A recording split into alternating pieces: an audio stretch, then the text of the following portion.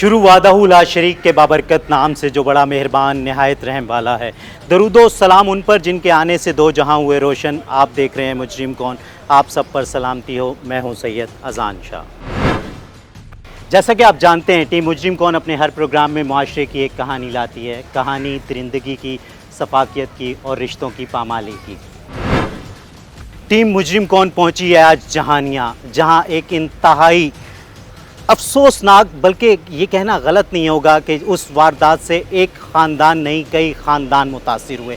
2023 में एक FIR दर्ज होती है थाना जहानिया में, जहां पता चलता है कि एक शख्स के साथ एक डकैती की वारदात हुई है जिसमें 3.5 करोड़ रुपए उससे लूट लिए गए हैं। आखिर वो FIR दर्ज होती है, पुलिस कार्रवाई करती है और कुछ मुल्ज़िमान को गिरफ़्तार करने में कामयाब भी होती है। तो उसके 1 साल बाद ही, क्योंकि कुछ ही दिनों के बाद वो जो मुल्ज़िमान गिरफ़्तार होते हैं उनको ज़मानत पे रिहा कर दिया जाता है, और ठीक 1 साल बाद दिसंबर 2024 में एक और वारदात की जाती है जिसमें 6 करोड़ 41 लाख रुपए फिर एक दफ़ा डकैती की जाती है। आखिर सारा मामला क्या था, किस बिना पर ये इतनी 10 करोड़ मालियत की डकैती हो जाती है और अभी तक मुल्ज़िमान गिरफ़्तार करने में पुलिस कामयाब क्यों नहीं है, या गिरफ़्तार हुए भी हैं तो सारा मामला क्या हुआ है, जानने के लिए देखते रहिए मुजरिम कौन। जी तो नाज़रीन, कहते हैं जान है तो जहान है, लेकिन आज के दौर की बात की जाए तो इसमें कोई शक नहीं कि जहान है तो जान है।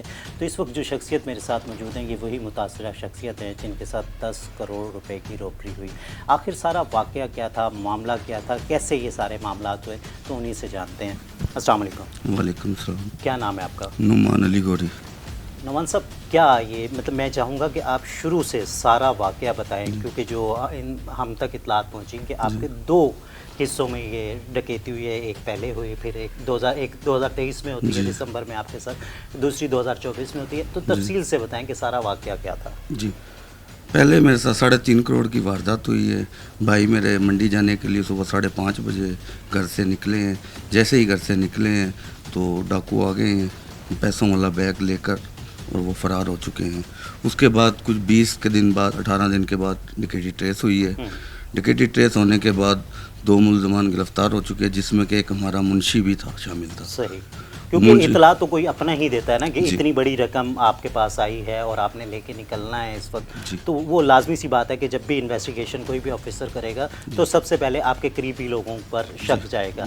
अच्छा, ये मैं पूछना चाहूँगा कि जिस तरीके से हमारे जो यहाँ के रिपोर्टर्स हैं उन्होंने भी ये स्टोरी दी कि जब ये आपके साथ ये वारदात होती है, ये डकैती का मामला होता है, तो पुलिस का जो उस वक्त का रोल था वो बड़ा अजीब किस्म का था। वो FIR करना नहीं चाहते थे, या पुलिस को लगता था कि ऐसा कुछ हुआ नहीं है। वो सारा मामला बताएं। वो पुलिस का जो मामला था ना, पुलिस को शक था कि ये डकैती नहीं हुई। तो काफ़ी जद्दोजहद के बाद ये डकैती हुई, दबाव डाल के, जो भी सिफारिशें डलवा के, ये तकरीबन तीसरे दिन जाके FIR हुई थी। अच्छा। उसके बाद शुरू हुए हैं ठीक है तहकीकात करने। उसके बाद कोई सुराग मिले हैं इनको, कुछ मिले, मुझे भी बताए हैं। फिर उसके बाद दोनों ये मुल्ज़िम ट्रेस हो गए हैं। एक मुंशी, एक उसी का दोस्त जहानिया के रहशी हैं वो। एक डारा वाली का था जो मुंशी था हमारा, जहानिया में वैसे पहले भी काम करता था। अच्छा। उनसे गिरफ़्तार किया उनको, फिर उनको 25-25 लाख उनसे वसूली भी हुई है। ठीक है, 3 करोड़ 50 लाख रुपए की आपकी डकैती होती है, जिसमें से 50 लाख रुपए की रिकवरी होती है, जिसमें बैलेंस अभी भी 3 करोड़ बाकी था। बाकी है। उसके बाद क्या मामला होता है? उसके बाद ये 1 साल में लगा रहा, पीछे पड़ा रहा, आ रहे हैं जा रहे हैं, कोई जो 1 साल आपको लगा वो हर किस्म का दरवाज़ा खटखटाया। जी बिल्कुल, तमाम अफसरान तक पहुँचे, कहाँ तक जी गए? बिल्कुल, मैं DPO खानेवाल के पास भी गया हूँ, DSP को भी बोला है, एडिशनल IG को भी बोला है, सुहेल जफर चट्टे को भी अभी के वो करवाया है। जी जी जी, CCD के इंचार्ज। CCD वो हो गया ना ये। अच्छा, ये केस आपका CCD में चला जी गया। जी हाँ। अच्छा, जो 1 साल लगे रहे तो उसका कोई रिजल्ट आया, या वही 50 लाख की रिकवरी हुई, उसके बाद वो 3 करोड़ का कुछ अता पता? कोई अता पता नहीं, कुछ भी नहीं। कि 50 लाख से अलावा हमें कुछ नहीं मिला। हम खर्च कुछ कर चुके हैं इससे ज़्यादा तो। सही। अच्छा, मैं ये पूछना चाहूँगा कि जैसे ही देख रहे थे कि पंजाब में वारदातें बहुत ज़्यादा बढ़ती जा रही थी, गवर्नमेंट ऑफ पंजाब ने एक इनिशिएटिव लिया, CCD मार्ज़े वजूद में आई, तो उसके बाद आपका केस CCD को दे दिया गया। हाँ। तो फिर क्या हुआ आगे? फिर CCD ने मेरी एक और दूसरी डकैती हुई दिसंबर 24 में। ठीक है, मतलब दिसंबर- पहली 2023 दिसंबर में आपकी जी हाँ। डकैती होती है 3,50,00,000 रुपए जी की। हाँ। उसके बाद दिसंबर 24 में जी 6,41,00,000 की डकैती होती मतलब ऑलमोस्ट डबल हो गई है। आपकी जी हाँ, अमाउंट। जी हाँ, तकरीबन 10 करोड़ रकम बनती है। ठीक है। उसके अंदर भी यानी कि डकैती हो गई, उसके बाद मुलजमान कुछ ट्रेस हो गए, ट्रेस होने के बाद 2 मुलजमान मार गए हैं। उसके बाद ये 9 लोग थे, 9 लोगों में से 2 मर चुके हैं, बकाया एक जेल में, उसकी भी जमानत हो चुकी है। अच्छा, जो ये पहले जो मुल्जिमान गिरफ्तार किए गए थे, जी, जी। तो वो जो आपका मुंशी था, जी, जी। तो उसका वो आज तक जेल में ही है या नहीं, उसकी उस केस में भी जमानत हो गई थी। अच्छा। वहाँ उसने आने के बाद दोबारा ये डकैती उसी ने हमको अच्छा, करवाई। ये दोबारा भी वही आपका मुल्जिम जी था, हाँ। वही प्लानिंग में हिस्सेदार था? बिल्कुल, उसकी मास्टरमाइंड कोई वही था? जी, जेल में कोई दोस्त मिले हैं, उधर से वो आए हैं, तो 5 मतलब के हफ्ते उन्होंने रैकी की है, उसने इतराफ़ किया इस बात का। तो उसके बाद उन्होंने डकैती कर ली है। उसके बाद फिर पकड़ा गया है, वो ट्रेस हो गया है। अच्छा, इसी ये डकैती में दूसरी डकैती में भी उस बंदे को गिरफ्तार किया गया और उसने इतराफ़े जुर्म भी किया? जी, उससे रिकवरी भी हुई है। अच्छा, उससे रिकवरी हुई है, 21,70,000 रुपये कुछ हुई है रिकवरी। ठीक है। फिर उसके बाद 50 लाख फिर रिकवरी उसने करवा कर दी है। उसके बाद 71,70,000 रुपये रिकवरी, उससे अलावा कोई रिकवरी नहीं हुई। यानी कि 10 करोड़ में से 1,30,00,000, 31,70,000 रुपये रिकवरी हुई। उससे अलावा मेरे पास कोई चीज़ नहीं आई, जिसमें 81,70,000 रुपये भी मुझे अभी नहीं मिले। ठीक है। वो भी अदालत में मालखाने में जमा है। जी, तो नाज़रीन, जैसा कि आप जानते हैं, टीम मुजरिम कौन इस वक्त जहानिया में मौजूद है और जिस केस पर हम बात कर रहे हैं, तो मुझे लगता है कि किसी कानून दान का भी होना उसमें ज़रूरी है। तो इस वक्त जो शख्सियत मेरे साथ मौजूद हैं, राना मुबशिर रफ़ीक साहब हैं, क्रिमिनल लॉयर हैं। तो रोज़ाना इस किस्म की प्रैक्टिसेस इनके सामने आती हैं, वो करते हैं। तो उन्हीं से जानते हैं कि आखिर अगर इस किस्म का सारा मामला हो तो उसमें कानून इसको किस तरीके से देखता है। अस्सलाम वालेकुम। वालेकुम सलाम। सर, सबसे पहले बहुत शुक्रिया, आपने अपने कीमती वक्त से रोही टीवी को वक्त दिया। Thank you. अच्छा राना साहब, मैं आपसे ना ये पूछना चाहूँगा, मतलब एक वाक़या आपके शहर में 2023 दिसंबर में होता है और एक यहाँ मतलब एक हम उसको इस वक्त साइल ही उसे कह सकते हैं, वो गरीब आदमी जिसने अपनी ज़िंदगी के वो 3,50,00,000 रुपये किस तरह कमाए होंगे, जिस तरह से इस मुल्क के हालात हैं, मैं भी जानता हूँ, आप भी जानते हैं कि इतना मुश्किल है यहाँ सरवाइव करना। अब वो 3,50,00,000 जैसी रकम, जो कि शायद एक आम आदमी सारी ज़िंदगी भी लगाए तो नहीं कमा सकता, और वो 2023 दिसंबर में रॉबरी हो जाती है, उसके साथ गन पॉइंट पे डकैती होती है। उसके बाद लाजमी सी बात है, जिसके साथ भी इस किस्म का वाक़या होता है वो 1-5 करता है, पुलिस आती है। अब पुलिस का जो रिवायती तरीक़ेकार है वो ये है कि मतलब वो पहले तो कोशिश करती है कि मामला रफ़ा दफ़ा हो जाए, किसी तरीके से FIR ना दर्ज हो। आजकल मामला काफ़ी बेहतर हो गए हैं कि अब FIR दर्ज होने लग गई हैं, लेकिन 2023 की अगर हम बात करें और स्पेसिफिक इस केस की, तो पुलिस मतलब बहुत कोशिश करती है कि ये FIR दर्ज ना हो, लेकिन वो भी आदमी हर जगह पे दरवाज़ा खटखटाता है, वो एक प्रेशर डेवलप करता है और वो FIR दर्ज हो जाती है। उसके बाद पुलिस को कार्रवाई करना पड़ती है क्योंकि FIR दर्ज हो गई है, मुलजिमान पकड़े जाते हैं और ये चीज़ साबित हो जाती है कि वाकई 3,50,00,000 रुपए की डकैती हुई थी। हुई है। अब क्या होता है कि पुलिस जब उसमें 2 मुलजिमान को गिरफ्तार कर पाती है, उससे वो 50 लाख रुपए रिकवरी करती है और जो हमारे साइल हैं उनको वो अदा भी करती है, वो बिल्कुल दिए गए। लेकिन वो 3 करोड़ का क्या होगा? देखिए प्यारे भाई, सबसे पहले तो आपका शुक्रिया कि आप लोग आए हमारे पास। तो दूसरी बात ये है कि जैसे कि आपने बताया है, इसमें देखा जाए तो थ्रू आउट प्रॉपर जो है ना जी, ये पुलिस की इसमें मैलाफाइडी है और उसकी प्रॉपर जो है ना इस केस में इंटेरोगेशन ना करने की वजह से ये तमाम तरफ जो है ना वाक़यात ये मज़ीद बढ़ते जा रहे हैं। जैसा कि आपने बताया कि इसमें अगर वो पुलिस प्रॉपर इसको इंटेरोगेशन करके इसको जो उसमें बंदे अरेस्ट हुए थे उनसे उनके पास प्रॉपर उनकी जो है ना वो रिकवरी करवाती, तो उनको जो उन्होंने जुर्म किया था उसकी उनको प्रॉपर पनिशमेंट मिलती। तो इन सब हालात के बाद तो नेक्स्ट जो होता है वो जो मुल्ज़म होता है उसके लिए ये होती है कि उसको पता होता है कि मुझे सज़ा मिली है, मैंने इसको प्रॉपर जो मैंने नुकसान किया था वो मैं दे चुका हूँ और उसके बदले में मुझे जो सज़ा मिल रही है वो मुझे अलग से एक पनिशमेंट है। तो ये तब का ये अगर हो जाएगा, प्रोसेस होगा, तो ही हमारे मुल्क का जुराइम जो है वो कम होगा और इसमें जनाब नेक्स्ट जो है वो उसकी जो है ना जो वो जराइम भी कम होगा और बाकी लोग भी उसमें वो किया जाएगा। अच्छा राना साहब, यहाँ मतलब बात यही नहीं रुकती। वो आपने बात बहुत अच्छी की कि अगर उस वक्त पुलिस प्रॉपर इन्वेस्टिगेशन करती, इंटेरोगेट करके, और वो रिकवरी 100% करा लेती और साथ सज़ा भी मिलती, उसे पता चलता कि यार जो मैंने यहाँ से डकैती की है वो तो मुझे देने ही पड़े हैं, लेकिन अब मुझे सज़ा भी मिलेगी और वो सज़ा मैं काट रहा हूँ। लेकिन यहाँ क्या होता है कि सिर्फ 50 लाख की रिकवरी होती है और कुछ अरसे के बाद मतलब उसकी ज़मानत हो जाती है। अब वो जो मुल्ज़िम होता है, जो जेल में बैठा होता है, तो जेल में उस जैसे और बहुत सारे लोग वहाँ मौजूद होते हैं, तो उसको मौका मिलता है कि एक नई स्कीम तैयार करने, एक नई प्लानिंग तैयार की जाती है और अगले साल पूरे 1 साल के बाद 2024 दिसंबर में एक और उन्हीं जो साहिल हैं हमारे, उन्हीं के साथ दोबारा डकैती की जाती है और वो 6 करोड़ 41 लाख रुपए की होती है, मतलब अमाउंट डबल हो गई। तो मुझे कहीं ना कहीं लगता है कि यहाँ वो जो सिस्टम था जिसने मतलब वो आप कह सकते हैं कि उसकी नाअहली की वजह से वो 3 करोड़ 50 लाख से ये 6 करोड़ 41 लाख पे गए। पहले जो डकैती थी मुझे लगता है कि वो उन मुल्जिमान ने की, जो लेकिन जो दूसरी डकैती हुई मुझे लगता है कहीं ना कहीं इसमें स्टेट की गलती है, स्टेट इन्वॉल्व है कि अगर उसको प्रॉपर पनिशमेंट मिल जाती तो शायद वो इस काबिल ना होता कि वो दोबारा भी इस किस्म की हरकत कर ले। जी, ये आपने कहा ना कहीं नहीं, ये बिल्कुल जो है ना स्टेट का ही कसूरवार ठहराया जा सकता है। कि जैसे कि आपने कहा कि उसने पहले 3 करोड़ 50 लाख की है, 50 लाख रिकवरी दिया और 3 करोड़ जो अभी रिकवरी ना हुई और वो बंदा बेल आउट होके आ गया, उसके बाद आके उसने दूसरा वकूआ किया। देखिए प्यारे भाई, जो बंदा 3 करोड़ पे जिसको मिल जाए उसे कुछ चंद माह या चंद दिनों के लिए जेल जाना पड़े तो ये कौन नहीं करता?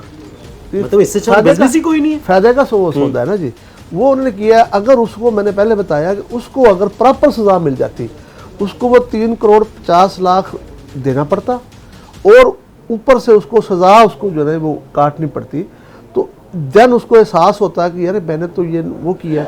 अब उसके जेल में तो ये कि मैंने 50 लाख दिया है, चंद दिन में अंदर रह के आऊँ, मैंने तो वारे का सौदा किया है। जी तो नाज़रीन, इस वक्त जो शख्सियत मेरे साथ मौजूद हैं, इस वक्त वो शख्सियत हैं जो कि वो नौमान के साथ उस वक्त मौजूद थे, वो जिसे हम ऐनी शाहिद भी कह सकते हैं, जो इस पूरे वाक़े के विटनेस भी हैं। तो उनसे जानते हैं कि आखिर सारा मामला क्या था, कि किस तरीके से ये सारा वकूआ हुआ। अस्सलाम वालेकुम। जी वालेकुम सलाम। क्या नाम है आपका? राव अरसलान। राव साहब, क्या कहेंगे ये सारा जो मामला हुआ और ये इतना बड़ा वाक़या जिसकी मतलब तशवीश पूरे शहर में आपके जान है कि, तो ये किस तरीके से हुआ? ये 27 दिसंबर को ये वक़्वा हुआ था और मैं बाईपास 2024 2024 जी जी ठीक है। 2024 मैं बाईपास पर ही उस टाइम में मौजूद था, अलजन्नत फार्मेसी पे। तो ये वहाँ से गाड़ी में आ रहे थे, ऐसे ही इनके आगे 2 मोटरसाइकिल आए हैं, सही 1 to 5। उस पे से बंदे उतरे हैं वहाँ से, उनके पास 2 के पास राइफ़ल थी और 30 बोर वगैरह भी थे उनके पास। उन्होंने फायरिंग शुरू कर दी। कितने लोग उस वक्त मौके पर थे? मौके पे उस वक्त 4 लोग थे। 4 लोग थे। और ये नुमान साहब के साथ कितने लोग थे? ये गाड़ी में अकेले ही थे। ये अकेले थे? जी उस वक्त? अकेले। ठीक है। जब ये 6 करोड़ 41 लाख रुपए की रॉबरी जी जी।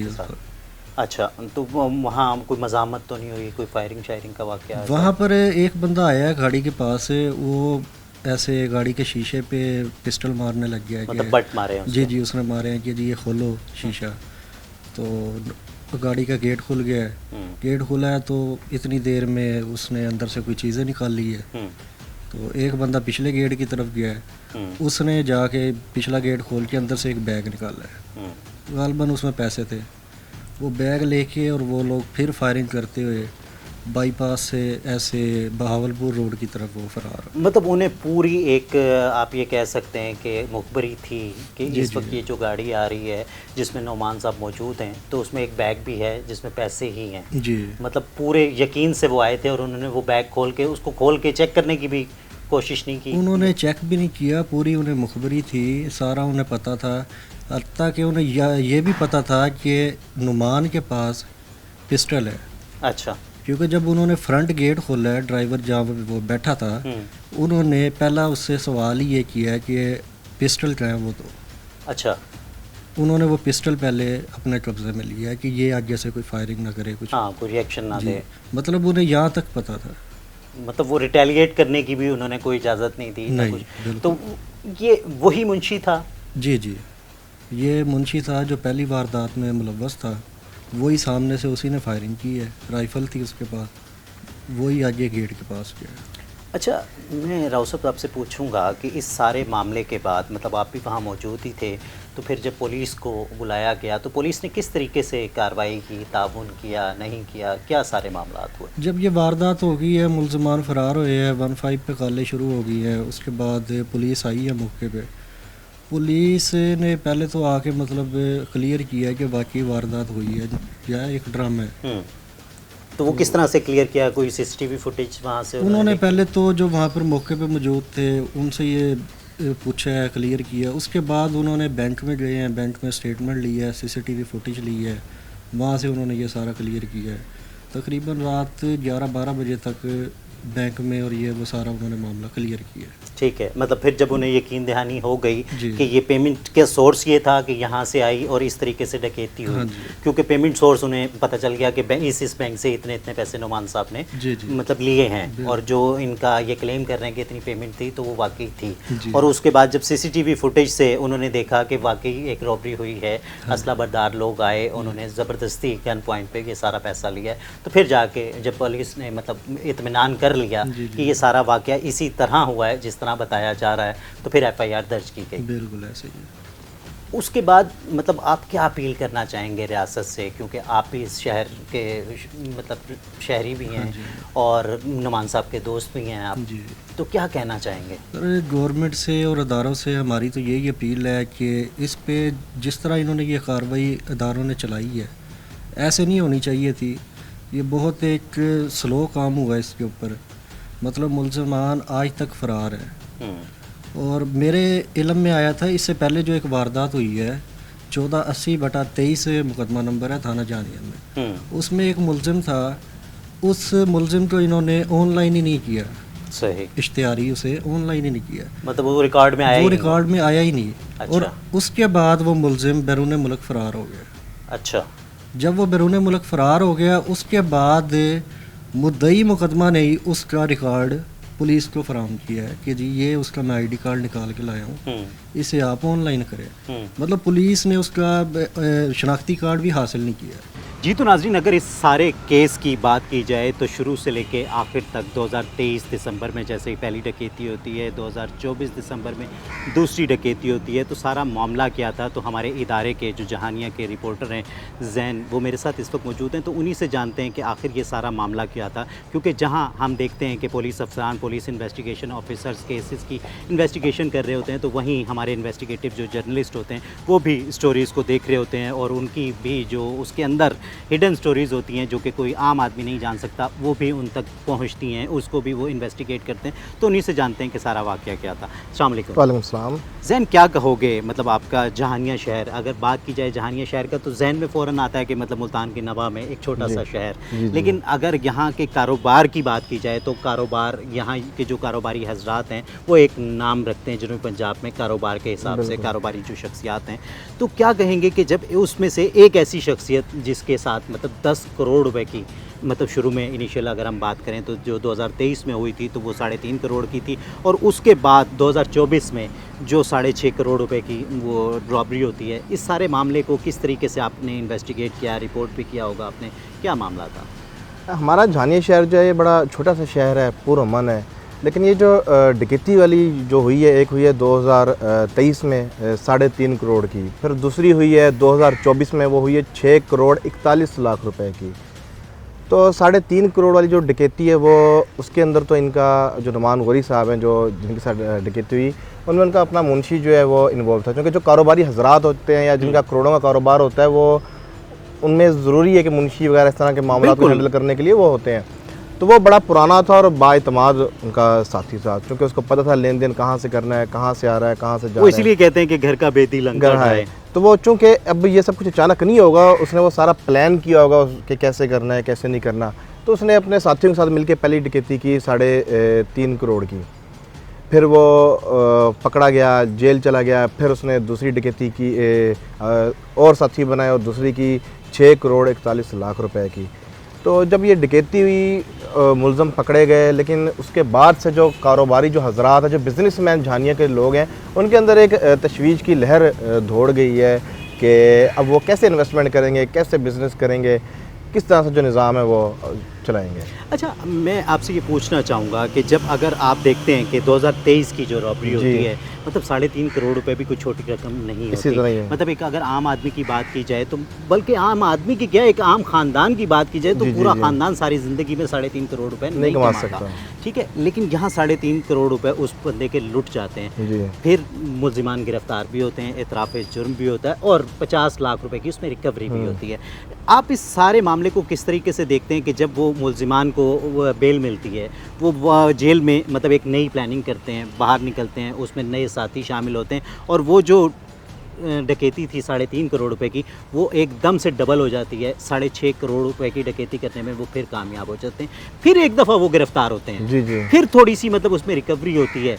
लेकिन आप ये सारे मामले को किस तरीके से देखते हैं कि आज मतलब अगर 1 करोड़ रुपए उन्हें रिकवरी हो भी गई है जो कि इसमें मुतासिर हैं, तो वो जो 9 करोड़ रुपए जी। हैं वो डेफिसिट कैसे पूरा होगा? और दूसरी तरफ जब हम बात कर रहे हैं कि ये केस शिफ्ट कर, हर मुद्दई जो होता है, हर मुतासरा शख्स जो होता है, हम देखते हैं कि वो अपील कर रहा था कि हमारा केस सीसीडी को दिया जाए, जी। लेकिन यहाँ जो मुतासरा शख्स है वो परेशान है इस वजह से कि मतलब उसका केस सीसीडी में चला गया है। इस सारे मामले को किस तरीके से देख रहे हैं? देखिए, सबसे पहली बात जो रिकवरी की है, 10 करोड़ में से 50 लाख रिकवरी वो ना होने के बिल्कुल वो ना होने के बराबर है। क्योंकि अगर एक आम हम कारोबार की बात करें, अगर कोई शहर में या किसी भी जगह किसी बंदे का कारोबार 10 लाख रुपए का है या 15 लाख का, और उसके साथ वो 15 लाख की डकैती हुई थी, तो उसका सारा निज़ाम धर्म भरम हो जाता है। 100 मामलात लेने देने, तो ये 10 करोड़ रुपए का मामला, 50 लाख की रिकवरी हुई, लेकिन वो भी अब तक नहीं मिल सकी। अच्छा, उसके बाद मतलब मैं आपसे ये पूछना चाहूँगा कि जिस तरीके से पंजाब में सीसीडी ने काम करना शुरू किया, तो जहाँ बहुत सारे लोग इस उनके काम से खुश हैं कि बहुत सारे ऐसे केसेस को उन्होंने सॉल्व किया, ऐसे मतलब जो कार्टल्स थे, मंशियात फरोश थे, उनके ख़िलाफ़ बड़ा सख्त क्रैकडाउन किया, तो वहीं मतलब आपका केस को भी, जो आपके दोस्त हैं उनके केस को भी कहा जाता है कि शिफ्ट कर दिया गया SCCD में, तो क्या कहना चाहेंगे? सर, ये केस CCD में शिफ्ट हुआ है, लेकिन ये एक नुकसान ही हुआ है शिफ्ट हो गए कि पंजाब पुलिस में था, एक उम्मीद थी कि चलो रिकवरी हो जाएगी। जब CCD ये नई नई बनी है उसी टाइम ये केस शिफ्ट हुआ है, और मुद्दई को भी और हमें भी और शहरियों को यही एक उम्मीद थी कि इस केस में अब CCD के पास गया है, एक नया इदारा बनाया है, रिकवरी होगी। लेकिन वो नुकसान ये हुआ कि जब उधर शिफ्ट हुआ, उन्होंने ये बलूचिस्तान के इलाके में 2 बंदे, ताहिर सलीम और एक वसीम कुलाड़ा, ये आपके मुलजिमान थे? जी, ये मुलजमान थे मुकदमे के। इन दोनों को वहाँ पर जो है इन्हें हलाक कर दिया गया, मतलब इनकाउंटर हुआ जी, है। एनकाउंटर हो गया, वहाँ पे इन्हें मार दिया गया। उससे नुकसान तो ये हुआ कि मुद्दई को जो उसकी रिकवरी होनी थी वो ना हो सकी। असल मकसद तो ये है कि रिकवरी हो, मतलब मुद्दई का या जो मुतासरा है उसका ये तो मकसद नहीं कि मेरे बंदे मर जाए, उसे तो है कि बंदे सज़ा तो हो, लेकिन मुझे भी तो कुछ मिले, मेरी रिकवरी तो हो, जो मेरे पैसे गए हैं वो भी तो मेरे तक आए। लेकिन वो उसका जो है कोई सिलसिला नहीं है, बल्कि उल्टा यहाँ तक हमें पता लगा कि CCD ये कहती है कि हमारा काम रिकवरी करवा के देना है ही नहीं, ये हमारा मोटिव ही नहीं है। हमारा सिर्फ ये है कि हमने बंदे मुलजिमान को कैफरे किरदार तक उन्हें पहुंचाना कैफरे होगा। किरदार तक पहुँचाना है। ठीक है, तो क्या अपील करना चाहेंगे रियासत से, और स्पेशली अगर बात की जाए CCD की, तो ये गवर्नमेंट ऑफ पंजाब का इनिशिएटिव है, तो वज़ीर आला पंजाब से क्या कहना चाहेंगे, सुहेल ज़फ़र चट्टा साहब से क्या कहना चाहेंगे जो कि रूह रवां हैं इस इदारे के? सर, वज़ीर आला पंजाब साहिबा से और सुहेल ज़फ़र चट्टा एडिशनल IG CCD साहब, उनसे हमारी यही पुरज़ोर अपील है कि वो इस केस पे नोटिस लें और इस पे रिकवरी करवाएं, मुलजमान को पकड़े, जो बकाया मुलजमान हैं उन्हें पकड़ने के अहकाम दिए जाए, रिकवरी करवाई जाए। और ये CCD एक बड़ा अच्छा इदारा उन्होंने गवर्नमेंट ने बनाया था, तो और अभी भी बड़े अच्छे काम कर रहा है, लेकिन इसमें किसी जगह नेगेटिविटी भी देखने में आ रही है।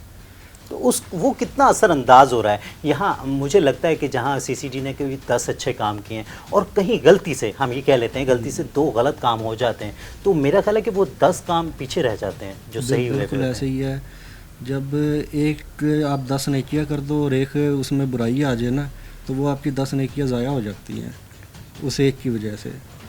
क्या कहना चाहेंगे, क्या अपील करना चाहेंगे? बल्कि मैं आपसे पहले एक सवाल करूंगा कि मतलब ये 2 साल के वाक़े में जो आपके दोस्त हैं, आपका करीबी ताल्लुक़ है, जी, जी। तो उनकी कैफ़ियत क्या देखी आपने? उनकी फ़ैमिली के क्या हालात देखे कि मतलब एक 10 करोड़ रुपए एक बहुत बड़ी रकम है। एक आम आदमी को तो शायद सारी ज़िंदगी भी लग जाए तो वो इतना नहीं कमा सकता। ऐसे ही है। और अगर हम उनका फ़ैमिली बैकग्राउंड देखें तो वो मतलब उनको विरासत से भी मतलब वो स्ट्रॉन्ग थे। लेकिन 10 करोड़ निकलने के बाद कारोबार से तो क्या देखते हैं कि क्या हालात हैं उनके? सर ये जो 10 करोड़ एक साल के अंदर उनके पास से निकले हैं, तो ज़ाहिर है उनका बिज़नेस जो है बहुत मुतासर हुआ है, बहुत ज़्यादा। बहुत आज वो आज उनके तो चले गए, जी। लेकिन एक कारोबारी शख्स ने जहाँ लेने होते हैं वहाँ बहुत सारे देने भी होते हैं पैसे। बिल्कुल तो ऐसा मेरा ही ख्याल है कि वो जो लेनदार होंगे वो आज उन्हें तंग करते होंगे, जिस वजह से मतलब आज वो शख्स इस हद तक वो कहता है कि मेरा तो दिल चाहता है कि मैं खुदकुशी कर लूँ। और बल्कि सिर्फ खुदकुशी नहीं, वो एक कदम आगे बढ़ता है, वो कहता है मैं अपने बच्चों को साथ लेके खुदकुशी करना चाहता हूँ। बिल्कुल ऐसे ही है। उनके हालात इस टाइम बहुत टफ हो चुके हैं इस वारदात के बाद, क्योंकि ये आसान नहीं है 10 करोड़ एक साल में निकल जाना। तो हमारी तो वज़ीर आला पंजाब से, एडिशनल आईजी साहब से, आईजी पंजाब साहब से, एडिशनल आईजी साहब से यही अपील है कि इस पर नोटिस लें, और इस पर ही नहीं बाकी भी जो पंजाब के ऐसे मुकदमात हैं जिनमें लोग, ज़ाहिर है एक रकम जब निकलती है बिल्कुल। तो पीछे उस पर बहुत असर पड़ता है, तो पीछे उसके हालात बहुत टफ़ हो जाते हैं, उसकी फ़ैमिली के लिए बहुत टफ़ हो जाते हैं, वो पकड़ दकड़ करने पे मजबूर हो जाता है। जी तो नाज़रीन देख सकते हैं कि मामलात इतने आसान नहीं होते कि जितने आसानी से मतलब हम लोग अपने प्रोग्राम्स में बैठ के कह रहे होते हैं, लेकिन जो ग्राउंड रियलिटीज़ होती हैं वो वही, जैसे कहते हैं ना कि मुर्दे का हाल, कब्र का हाल मुर्दा ही जानता है। तो इस तरीके से ये जो भी मामला, मैं जितने मतलब अच्छे मर्ज़ी अल्फाज चुन लूँ और ये बयान कर सकूँ कि इस वक्त ये हालत है मतलब उस साइल की, उस मुतासिरा शख्स की कि जिससे 10 करोड़ रुपए छीन लिए गए। वो लुटेरे शायद वो 10 करोड़ रुपए नहीं लेके गए, उसका चैन करार, वो उसका कारोबार, उसके बच्चों की खुशियाँ, उसके बच्चों का मुस्तकबिल, वो सब कुछ छीन कर ले गए हैं। और आज ये सब कुछ वापस दिलाना मेरा ख्याल है कि रियासत की जिम्मेदारी है।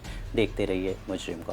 इन्होंने प्रोसीजर अडॉप्ट भी किया हुआ है, लेकिन वो नहीं, रिकवरी वो नहीं हो 50 सकी। लाख रुपए की रिकवरी हो गई। वो जो दूसरे केस में 6.5 करोड़ रुपए में मतलब कुछ रिकवरी हुई है वो अभी तक, लेकिन वो भी एक प्रोसेस है, वो इन एंड मिल ही होगा। जाएगा। लेकिन हम बात यहाँ सिर्फ ये करेंगे वो जो 9 करोड़ रुपए की रिकवरी है और केस सीसीडी के पास है, जो कि सीसीडी में 2 मुल्जिमान को मतलब किसी भी उसमें इनकाउंटर में वो मारे गए हैं। अब जो सीसीडी कहती है मुतासिरा शख्स को, मुबैना इतलात जो आ रही हैं वो ये आ रही हैं कि हमारा काम रिकवरी कराना नहीं है, हमारा काम मंतकी अंजाम तक पहुंचाना है, कैफरे किरदार तक पहुंचाना है उनको। तो इस सारे मामले को किस तरह देख रहे हैं कि जहां हम देख रहे हैं कि पहले शुरू में जब सीसीडी आई तो लोगों ने बड़ा सुकून का सांस लिया। जिस थाने में भी जाते थे तो वहाँ जो पुलिस अफसरान थे वो भी उससे खुश होते थे कि कहीं यहाँ जब मतलब 10-12 जो 15 होती थी अब वो 2-3 पे रह गई हैं, वो एक खौफ इस तरह से बनाया गया। लेकिन अब जो मुबैना इतलात आ रही हैं, मुख्तलिफ शिकायत आ रही हैं, अभी चकवाल का वाक़या देखें और ऐसी बहुत सारी मुबैना इतलात, आप भी रिपोर्टर हैं, आपको भी मिलती होंगी कि सीसीडी के हवाले से, तो वो सारे मामले में किस तरह देखते हैं? देखिए, सीसीडी डिपार्टमेंट बहुत अच्छा बनाया गया है और इससे बहुत जराइम में बहुत हद तक कमी हुई है, बल्कि सुकून हो गया है। लेकिन अगर हम ये वाली बात करें केस के हवाले से, तो जिसके साथ भी डकैती होती है या कोई चोर या कोई भी, तो उसकी कोशिश होती है कि मेरा केस सीसीडी को जाए, चूँकि सीसीडी के वाहिद ऐसा है जो डिपार्टमेंट से जो सबसे ज़्यादा चल रहा है, जिस पर लोग इत्मीनान करते हैं, बहुत तेज़ी से काम कर रहा है। लेकिन यहाँ तो उल्टी गंगा बह गई है कि सीसीडी ने इस 10 करोड़ वाली डकैती की वारदात में बंदे भी उठा लिए, बंदे एनकाउंटर भी हो गए, लेकिन रिकवरी ना हो सकी। अब मसला यहाँ पर यह है कि जब बंदे ही मर गए तो रिकवरी कहाँ से होगी?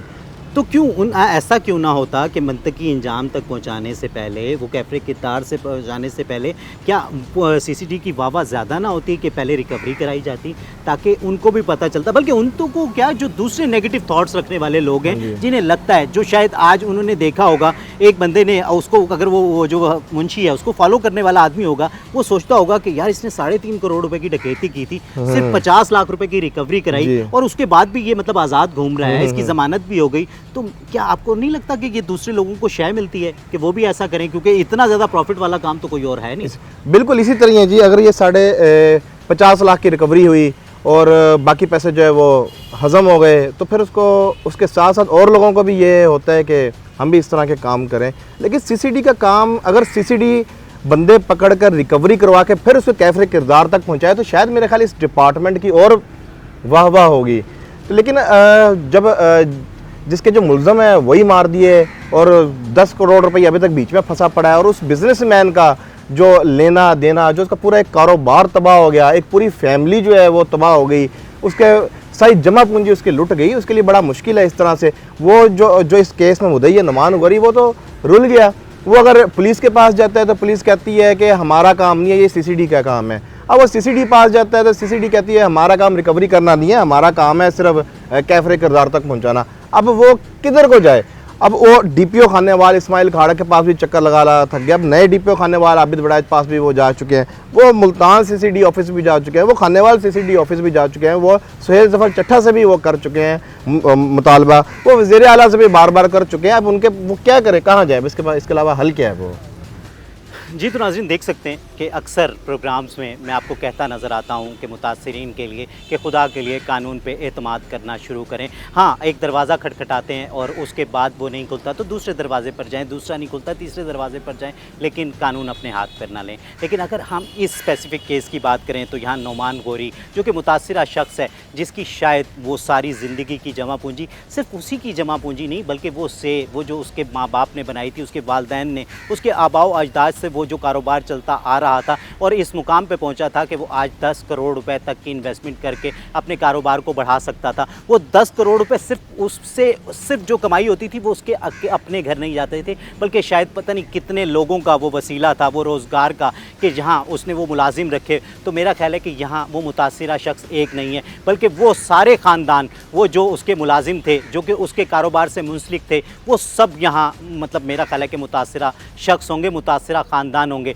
तो यहाँ मैं गवर्नमेंट ऑफ पंजाब से यहाँ अपील करना चाहूँगा, दरख्वास्त करना चाहूँगा और उनके साथ साथ सुहेल ज़फ़र चट्ठा साहब से भी ये अपील करना चाहूँगा कि खुदा के लिए असर नो अपनी पॉलिसीज़ पे नज़र सानी की जाए और वो उनको एक दफ़ा से मतलब उसको रिवाइव किया जाए सारे मामले को कि आपकी सीसीडी कर क्या रही है, कहाँ क्या कुछ ठीक हो रहा है जिसकी वजह से आपकी आवाम खुश है और कहाँ वो प्रॉब्लम्स आ रही हैं। जैसे कि अभी हमने चकवाल का वाक़या देखा, ये कोई छोटा वाक़या नहीं है जिस पे पूरी दुनिया में एक मतलब क्या कहें कि हमारे इदारों के लिए थू थू हुई। क्या हम इतने ज़्यादा इर्रिस्पॉन्सिबल हैं कि मतलब एक बच्ची को शहीद कर दिया गया, चाहे वो कितनी कैसी भी गलती थी। मेरा ख्याल है ये गलती नहीं, ये एक बहुत बड़ा जुर्म था, एक बहुत बड़ा गुनाह था जो कि हमारे इदारों से हो गया। तो मेरा ख्याल है कि अब यहाँ रुक जाना चाहिए, एक कदम यहाँ रुक कर बैठना चाहिए उन पॉलिसीज़ मेकर्स को जिन्होंने ये इदारा बनाया और असर नो इसमें देखें कहाँ कहाँ क्या क्या खामियाँ कौन कौन से रखने।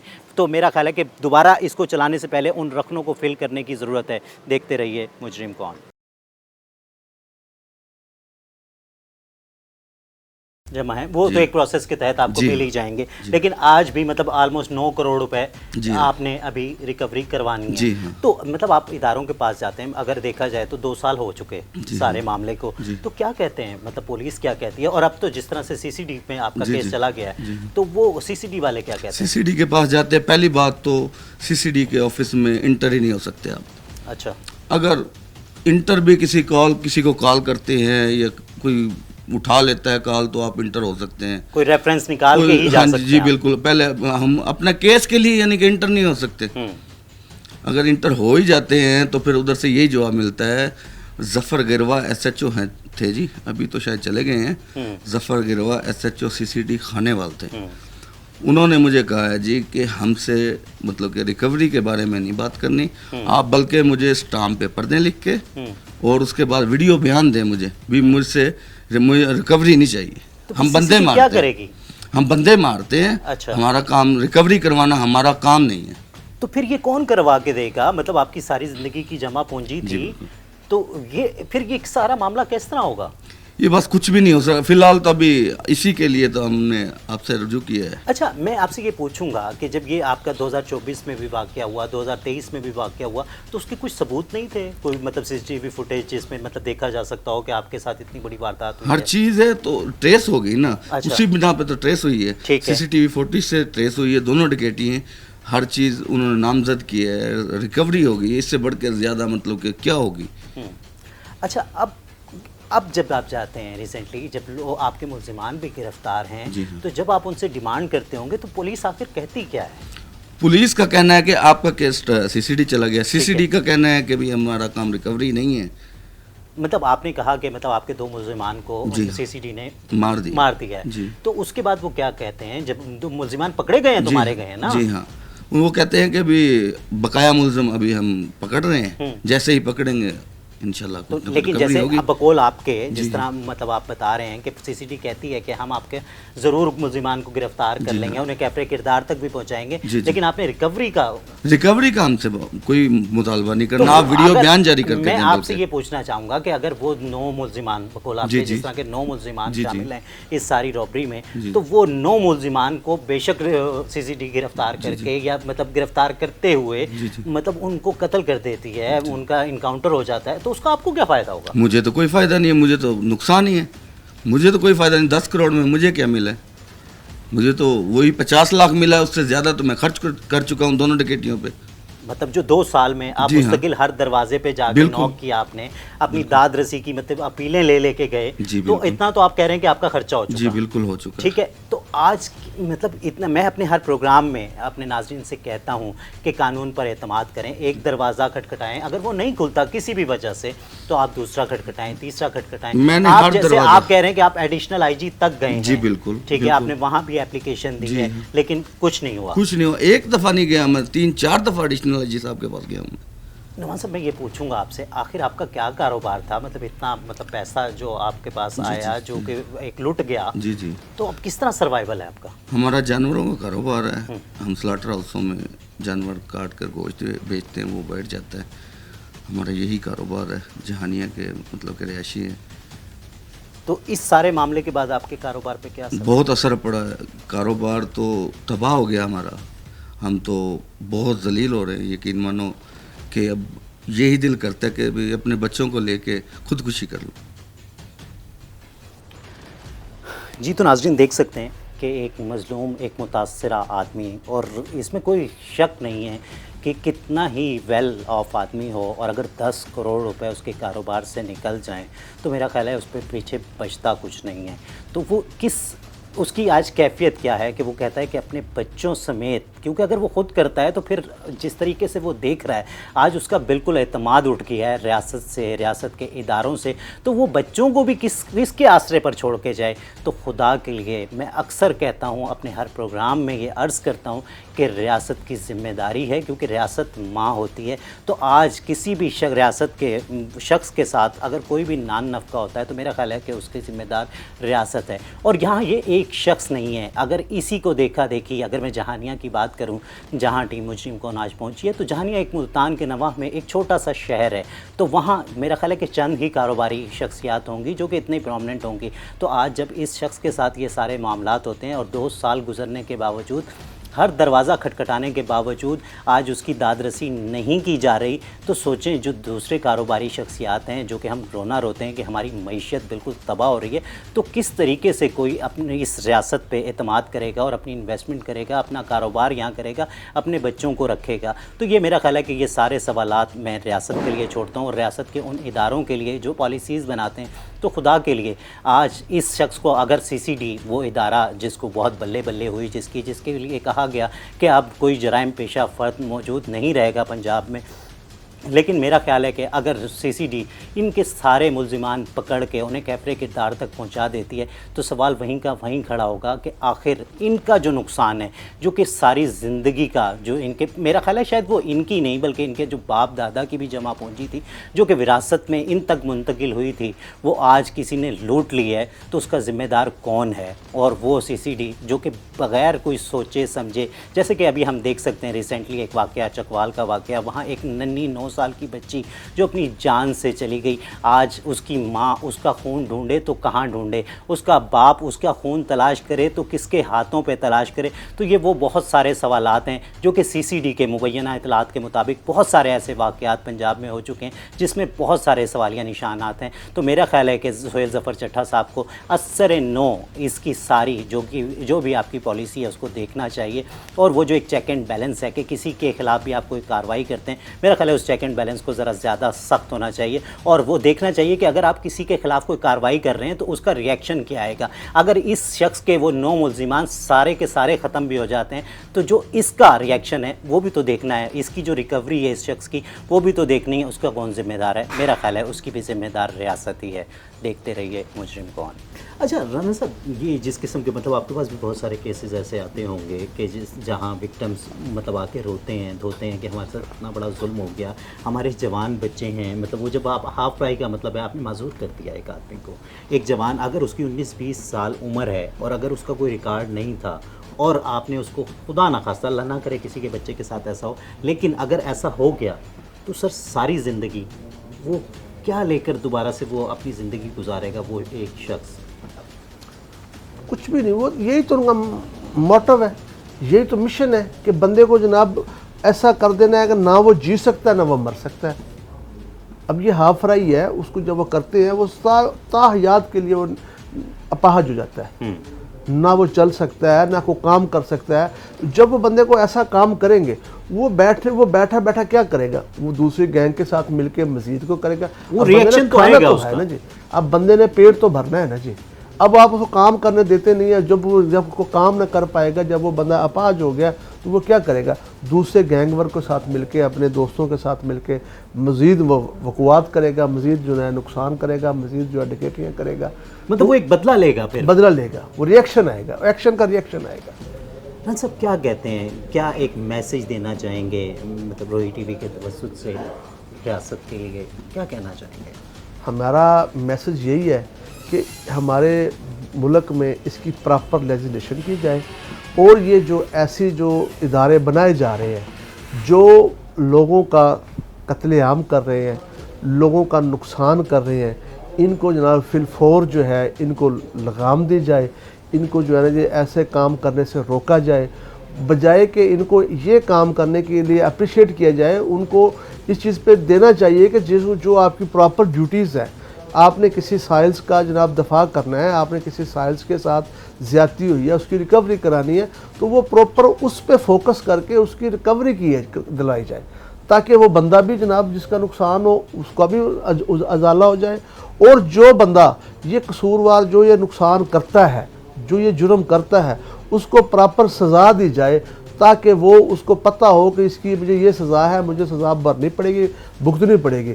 नेक्स्ट वो उस अमल को ना दोहराए, ना कि उस जुर्म को रिपीट ना करे। राना साहब, कानून क्या कहता है? मैं एक छोटा सा पॉइंट करूंगा कि अगर इस तरह से का किसी के साथ वाक़या हो जाता है, खुदा ना खास्ता किसी की चोरी हो जाती है, डकैती हो जाती है, इसमें कानून क्या कहता है? कानून तो यही कहता है कि इनको जनाब जो है उनकी मुल्ज़मान को जनाब गिरफ़्तार किया जाए, उन पर प्रॉपर उनकी इंटेरोगेशन की जाए और उनसे जो माल मसरूका होता है, जो उसने चीज़, जो पैसे हैं, कुछ जेवर है, जो चीज़ भी उसने जनाब चोरी की है या डकैती की है, उसको रिकवर किया जाए। रिकवर करने के बाद जो उसका जो असल मालिक है जिसका नुकसान हुआ था, उसके वो कह सकते हैं कि प्रॉपर जो है ना जी स्पुर्दारी उनके हवाले कराया जाए, तो ताकि उसका भी नुकसान जो है वो मतलब पूरा हो जाए, और जिस बंदे ने ये जुर्म किया है उसको भी प्रॉपर जो है उसकी सज़ा दी जाए, ताकि उसको जनाब महसूस हो कि मैंने ये गलत किया, मैंने इसकी सज़ा भुगती है, अब नेक्स्ट टाइम जो है अगली बार वो ऐसा जुर्म करने से तो कम से कम वो 10 बार तो सोचे कि मैं करूँगा तो मुझे इसके लिए फिर मेरी सज़ा भुगतनी पड़ेगी। जी तो नाज़रीन देख सकते हैं इस वक्त मेरे साथ राना साहब थे और वो जिस तरीके से वो बता रहे थे कि रियासत, अगर हम रियासत की बात करें तो एक जगह पर रियासत को माँ कहा जाता है, तो जब माँ कहा जाता है तो रियासत की ज़िम्मेदारी है हर वो शहरी जो इस रियासत का कोई भी शहरी है तो उसकी हर किस्म के नान नफ़े की ज़िम्मेदारी रियासत को होना चाहिए। अब एक जो शहरी है जिसने अपनी सारी ज़िंदगी की जमा पूंजी यूँ गवा दी, लुटवा दी, तो वो फिर उसका ज़िम्मेदार कौन होगा? आज अगर किसी शख्स के मतलब आलमोस्ट 10 करोड़ रुपए किसी के चोरी हो जाएं, डकैती हो जाएं, तो वो किसके हाथ पर किधर से जाके इंसाफ मांगे? क्योंकि जो रियासत के इदारे हैं वो तो अब ये कहते हैं कि जो उन्होंने तो सीसीडी ने वो लोग मार दिए, तो अब हम आपको कैसे रिकवरी दें? क्योंकि काम पुलिस का था, अब पुलिस के ऊपर एक इदारा बनाया गया जिसे हम सीसीडी कहते हैं, जिसकी बहुत ज़्यादा काम ऐसे भी हैं जिसमें मतलब उनको अप्रिशिएट करना चाहिए, लेकिन जहाँ सवालिया निशान होंगे तो मेरा ख्याल है हमारी वो भी जिम्मेदारी है कि हम उस पर सवाल उठाएं, चाहे वो चकवाल का वाक़या हो, चाहे वो ये वाक़या हो कि जहां मतलब 10 करोड़ की डकैती के मुलज़मान को आपने गोलियों से मार दिया, वो मर गए, ठीक है वो मर गए, लेकिन वो जो अंजाम को पहुँचे, लेकिन उसकी तरफ दूसरी तरफ वो जो साइल है जिसने अपनी सारी ज़िंदगी की जमा पूंजी लुटवा चुका है, वो आज किसकी तरफ देखे और किस से इंसाफ मांगे। अगर खुदा ना खास्ता जिस तरीके से वो कह रहा है कि मतलब मैं तो अब इस काबिल हूँ कि इस तरीके से कि मेरे पास बचा कुछ नहीं, तो मैं अपनी पूरी फैमिली अपने बच्चों को लेकर खुद सोजी कर लूँ, तो फिर उसका ज़िम्मेदार कौन होगा। मेरा ख्याल है कि वो जो पहली 2023 की डकैती हुई थी, अगर वहीं रियासत एक्शन में आती और वो जिस तरीके से कहा जाता है कि रियासत आनी हाथ रखती है, तो वो आनी हाथों से वो निमटती और वो पूरी रिकवरी करा दी जाती, तो मेरा ख्याल नहीं है कि उस वो कहते हैं ना कि मुआशरे में एक इबरत का निशान बन जाता और फिर कोई और भी ना सोचता। लेकिन यहाँ तो उसी शख्स ने सोचा जिसने 3 करोड़ 50 लाख रुपए की रॉबरी की थी, उसने कहा कि 50 लाख रुपए की सिर्फ रिकवरी हुई है, 3 करोड़ तो फिर भी बच गए, तो क्यों ना, इससे अच्छा तो काम ही कोई नहीं हो सकता।